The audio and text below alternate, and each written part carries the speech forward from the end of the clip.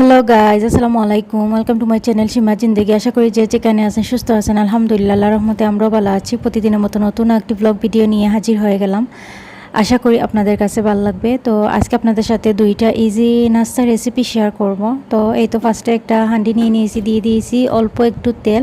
তো তেলটাকে চারিদিকে লাগিয়ে নেব। আর এখন যে নাস্তাটা আমি আপনাদের সাথে শেয়ার করব সেটা হচ্ছে এই পাউরুটি দিয়ে খুবই সহজভাবে এই রেসিপিটা আপনারা সকালে তৈরি করতে পারেন। তো নাস্তা হিসাবে আর কি, অথবা বাচ্চাদের টিফিন হিসাবে ওইটা রাখতে পারেন। তো এই তো গতকালকে দেখেছিলেন যে আমি মাংসের ছোটো ছোটো টুকরা করে আলগা একটু বুনে রেখেছিলাম। বলেছিলাম যে আমি আমার বাচ্চাদের জন্য এইগুলা দিয়ে কিছু একটা তৈরি করব।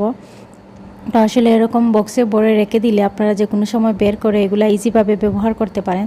তো আজকে ব্রেড দিয়ে আপনাদের সাথে একটা রেসিপি শেয়ার করে দেখিয়ে দিচ্ছি। তো ব্রেড তো সবারই ঘরে অ্যাভেলেবেল থাকে। তো এই তো 2 পিস ব্রেডের উপরে আমি এই মাংসের কিমাও বলতে পারেন অথবা মাংসের টুকরোগুলো দিয়ে দিচ্ছি। দিয়ে আমি ভালো করে চারিদিকে দিয়ে তারপরে এক ব্রেডটাকে আরেকটি ব্রেড দিয়ে একটু হালকা চাপ দিয়ে দেবো। আর যদি আপনাদের করে সস থাকে অবশ্যই এই মাংসের উপরে একটু সস দিয়ে তারপরে ব্রেডটা দিয়ে দিবেন। যেহেতু আমার ঘরে অ্যাভেলেবেল ছিল না সসটা, এই জন্য আমি আর আজকে সসটা দেইনি। তো তারপরে আমি ঢাকনা দিয়ে ডেকে রেখে দিয়েছি প্রায় 2 মিনিটের মতো। 2 মিনিটে কি হবে, এইটার ওই ওপাশটা এই একটু মচমচা হয়ে যাবে। আর এগুলো একটু ক্রিস্পি খেলে অনেক বেশি টেস্টি হয় আর কি।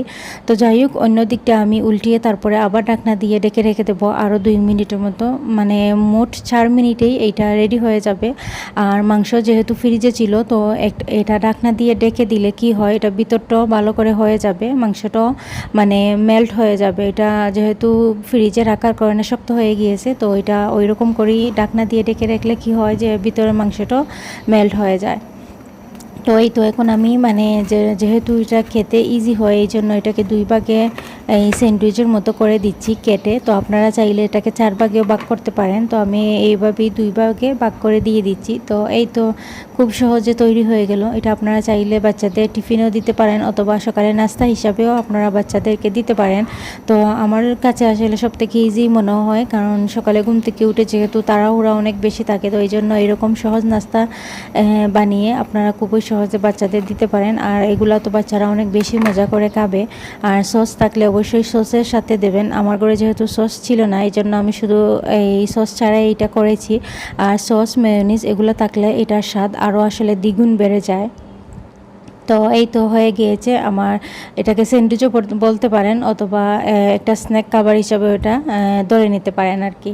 তো যাই হোক, এখন আপনাদের সাথে অন্য একটা রেসিপি শেয়ার করে দেখাবো। এইটাও সকালের নাস্তা হিসাবে খুবই ইজি, আর এটাও বাচ্চারা অনেক বেশি পছন্দ করে খাবে আর কি। তো এটা হলো, গতকালকে ব্লগে দেখেছিলেন আমি একটা কেক তৈরি করেছিলাম, এগ ছাড়া কেক তৈরি করেছিলাম। তো এখান থেকে কিছু পরিমাণ ব্যাটার রয়ে গিয়েছিল। তো ওই ব্যাটারটা আমি ফ্রিজে রেখে দিয়েছিলাম। তো এখন ভাবলাম যে এটাকে এই প্যানকেকের মতো বানিয়ে ওদেরকে দিয়ে দিই। তো এই তো দিয়ে দিয়েছি, আর উপর থেকে দিয়ে দিয়েছি চকলেট। তো এখন একটু ঢাকনা দিয়ে রেখে দিলে চকলেটটা মেল্ট হয়ে যাবে। আর এখানে সবথেকে মজার বিষয় হলো যে আমি কেকের বাটারটা রেডি করে রেখেছিলাম ফ্রিজে, এটা কোনো প্রবলেমই হয় নাই, সুন্দরভাবেই হয়েছে। অনেক সময় আছে না, কেকের ব্যাটারগুলা একটু সময় বানিয়ে রাখলেই দেখা যায় এগুলা পরবর্তীতে কেক তৈরি করা যায় না। তো এগুলা আমি বলবো, আমি যেরকম কালকে ট্রাই করেছিলাম, তো সেই অনুযায়ী যদি আপনারা ট্রাই করে ফ্রিজে রেখে দেন, তো এনি টাইম বাচ্চাদের এইরকম প্যানকেক তৈরি করে দিতে পারবেন। আর বাচ্চারা যেহেতু চকলেট খুব বেশি পছন্দ করে, এই জন্য চকলেটটা উপর থেকে অবশ্যই দিয়ে দিবেন। চকলেটটা দিলে এটার স্বাদটা আরও দ্বিগুণ বেড়ে যায়। তো আমি এখানে 5 টাকা দামের যে চকলেটগুলো আছে সেগুলোই আমি দিয়ে দিয়েছি। আর অবশ্যই প্যানে হালকা একটু তেল দিয়ে তারপরে চারিদিকে লাগিয়ে এই বাটারটা দিবেন। তো আমার যে পরিমাণ রয়ে গিয়েছিল কালকে, এই পরিমাণ দিয়ে আমার 2টা হয়ে গিয়েছে প্যানকেক।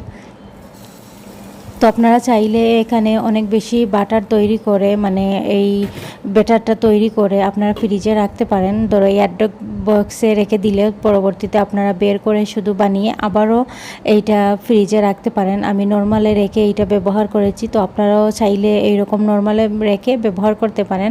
আর এই তো উপর থেকে চকলেট দিয়ে তারপরে ভালো দিকে চারিদিকে লাগিয়ে নিয়ে নিতে পারবেন। যদি আপনাদের কাছে নিউট্রেলা অথবা যে কোনো চকলেট থাকে এইখানে ব্যবহার করতে পারেন। আমি তো এখানে আপনাদেরকে দেখিয়ে দিয়েছি, আমি 5 টাকা দামের চকলেটটা ব্যবহার করেছি। তো আপনারা চাইলে এখানে যে কোনো চকলেট হাতের কাছে থাকলে দিতে পারেন, অথবা যদি হাতের কাছে জামও থেকে থাকে তাইলে জামটাও উপর থেকে দিয়ে এটাকে কভার করে নিতে পারেন। খুবই মানে সিম্পল একটা জিনিস, আর বাচ্চারা তো চকলেট জাম এগুলো খুব এনজয় করে খায়। তো এই তো রেডি হয়ে গিয়েছে, আর আমার বাচ্চারা এগুলো খুব পছন্দ করে খেয়েছে। আশা করি আপনারাও ট্রাই করে দেখবেন, আপনারা বাচ্চারাও এগুলা খুব আনন্দ করে খাবে আর কি। আর নাস্তা হিসেবে আমি মনে করি দুইটা রেসিপি খুবই সহজ আর খুবই তাড়াহুড়া করে এইটা বানানো যায়, মানে খুবই কম সময়ে এগুলা রেডি হয়ে যায় আর কি। তো যাই হোক, আমি মাঝখানে 2 পিস করে দিয়েছি যাতে বাচ্চারা খেতে একটু ইজি হয়। দেখা যায় কি অনেক বড় হলে ওরা কমফোর্টেবল হয়ে খেতে পারে না আর কি। তো যাই হোক, আমার দুইটা রেসিপি আপনাদের সাথে শেয়ার করলাম। যদি ভালো লাগে অবশ্যই ট্রাই করে দেখবেন, আর ট্রাই করলে অবশ্যই আমাকে কমেন্ট করে জানাবেন। আর আমার রেসিপিগুলো আপনাদের কাছে কতটুকু সহজ লাগলো সেটাও অবশ্যই আমাকে কমেন্ট করে জানাবেন। তো এখন আমি চাটা খেয়ে নেব। আর আজকে সঞ্জু তো স্কুল ছিল, ও চলে যাবে স্কুলে। আর নাজহাতের আজকে অফ, কারণ ও গতকালকে ওর এক্সাম শেষ হয়ে গিয়েছে। তো ওর 2 দিনের জন্য স্কুলটা মানে অফ রাখা হয়েছে আর কি, অফ হয়েছে। তো এখনও মানে নাজহাত ঘুমিয়ে আছে। তো ওকে যেহেতু আজকে মাত্র ওর এক্সামটা শেষ হয়েছে, এই জন্য আর ডাকতেছি না, মসজিদেও যায়নি। ভাবলাম যে কালকে থেকে ইনশাল্লাহ রেগুলার হয়ে যাবে সব কিছুতেই। তো এই তো আমার জন্য চাটা বানিয়ে নিচ্ছি। তো এখন চাটা খেয়ে নেব।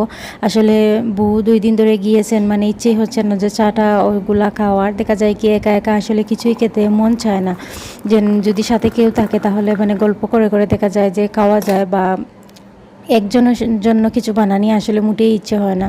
তো 2-3জন থাকলে দেখা যায় মানে খুবই ইজিভাবে খাওয়া যায় আর কি। আমার মানে এইরকম একটা প্রবলেম আর কি, যে একা একা কিছু খেতে ভালো লাগে না।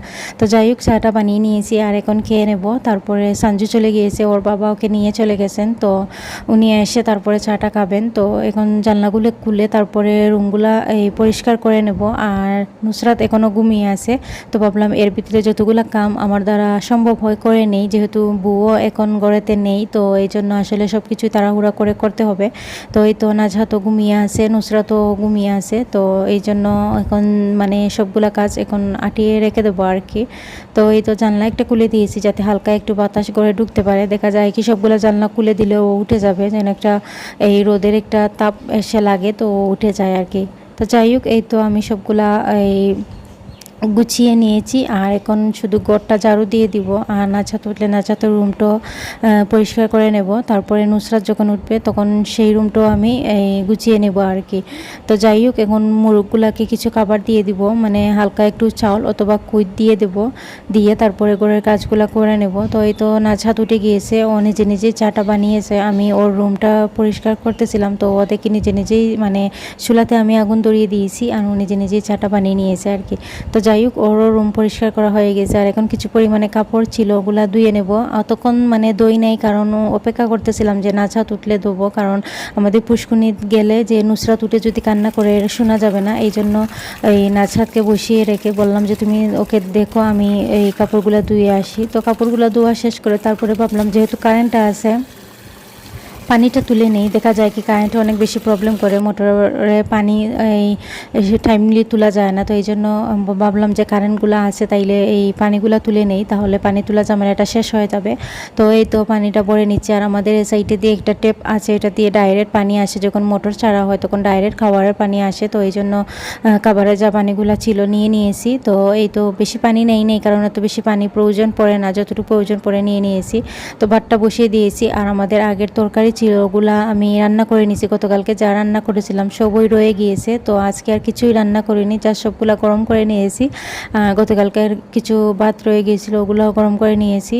তো এই তো রান্না বাড়া শেষ করে গোসল করে নিয়েছি। আর এখন বুড়ের মুরগগুলাকে বাদ দিয়ে দিয়েছি। তো ওগুলা এখন খেয়ে নেবে। আর এখানে মুরগগুলো মানে ওদেরকে খানি দিলে কি হয়, দেখা যায় ওরা একটা একটার সাথে মাইর করে আর কি, মানে ঝগড়া লেগে যায়। তো এই তো যাই হোক, আজকের ব্লগটা এই পর্যন্ত। সবাই ভালো থাকবেন, সুস্থ থাকবেন। আর যদি আমার ভিডিওটা ভালো লাগে অবশ্যই লাইক কমেন্ট করবেন। আর যারা চ্যানেল নতুন অবশ্যই চ্যানেলটা সাবস্ক্রাইব করবেন। আসলে অনেকেই ভিডিও দেখেন বাট আমার চ্যানেলটা সাবস্ক্রাইব করেন না। তো সবাইকে রিকোয়েস্ট করবো, যদি ভিডিওটা ভালো লাগে অবশ্যই সাবস্ক্রাইব করবেন। আল্লাহ হাফিজ।